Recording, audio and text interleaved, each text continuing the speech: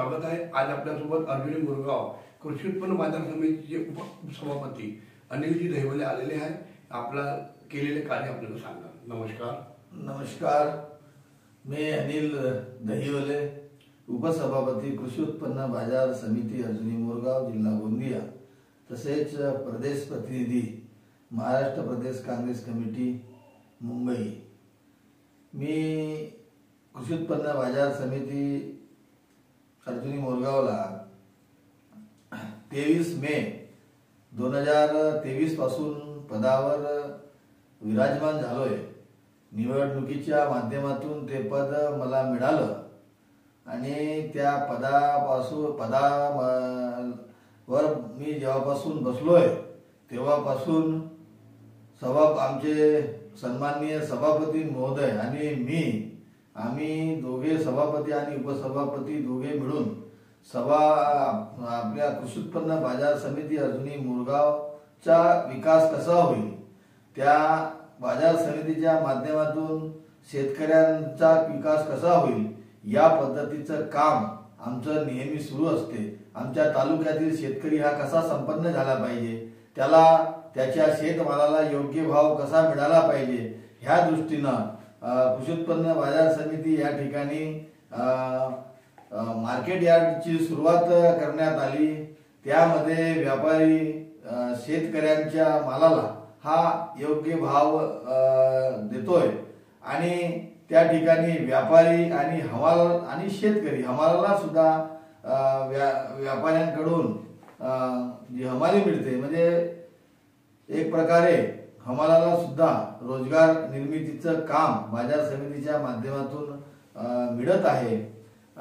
तारण कर्ज योजना कृषी उत्पन्न बाजार समितीतून आहे की ज्या शेतकऱ्यांना शेतमालाला आता भाव कमी आहे आणि कमी भाव असल्यामुळे जर त्याला विकायचं नसेल त्याचा शेतमाल, तर तो शेतमाल हा बाजार समितीच्या माध्यमातून त्याला अडचण जर पडते आहे पैशाची त्याच्या कामासाठी, तर तो त्या तारण कर्जाच्या माध्यमातून एकदम कमी व्याजदरामध्ये तो 75% रक्कम आम्ही त्याला बाजार समितीच्या माध्यमातून उपलब्ध करून देऊ शकतो आणि त्याचं जे आर्थिक अडचण आहे ती आर्थिक अडचण दूर होऊ शकते। आणि जेव्हा त्याच्या धान्याचा भाव जर आला किंवा त्याच्या पीक मालाचा भाव जेव्हा आला तेव्हा तो माल विकून ते पैसे तारण कर्जाचे भरून बाकी तो मोकळा होऊ शकतो आणि त्या शेतकऱ्यांच्या माध्यमातून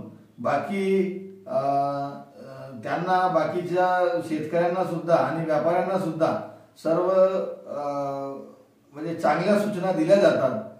बाजार समितीच्या माध्यमातून बरेच कर्मचारी, जवळजवळ 40 कर्मचारी काम करत आहेत। त्यांना सुद्धा त्या एक प्रकारे रोजगार, 40 कुटुंबाला रोजगार मिळालेला आहे आणि एवढा मोठा प्रिमायसेस आहे बाजार समितीचा, जवळपास 5 एकराचा आमचा प्रिमायसेस आहे आणि त्या प्रिमायसेस मध्ये आम्ही एकदम अल्प दरामध्ये आमचा एक मोठा शेड आहे।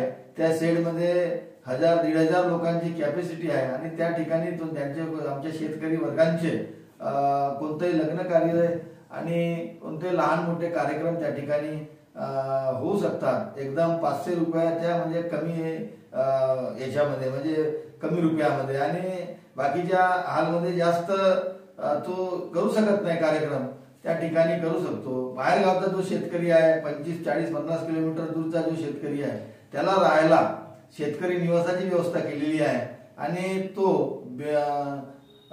विनामूल्य त्या ठिकाणी रात्र मुक्काम करू शकतो। अशा पद्धतीची सुविधा बाजार समितीच्या माध्यमातून आहे। त्या ठिकाणी बाजार समितीच्या माध्यमातून एक श्रद्धास्थान म्हणून साई मंदिराची सुद्धा निर्मिती या 15 वर्षापासून केलेली आहे आणि त्या ठिकाणी श्रद्धेचे स्थान म्हणून सुद्धा बाजार समितीच्या मार्फत त्या ठिकाणी साई मंदिर, साई दर्शन त्या ठिकाणी होत असते। धन्यवाद। मन मोकळेपणाने दहिवलेजीने आपल्याला सांगितले आहे। सतीश पारधी, नवराष्ट्र, गोंदिया।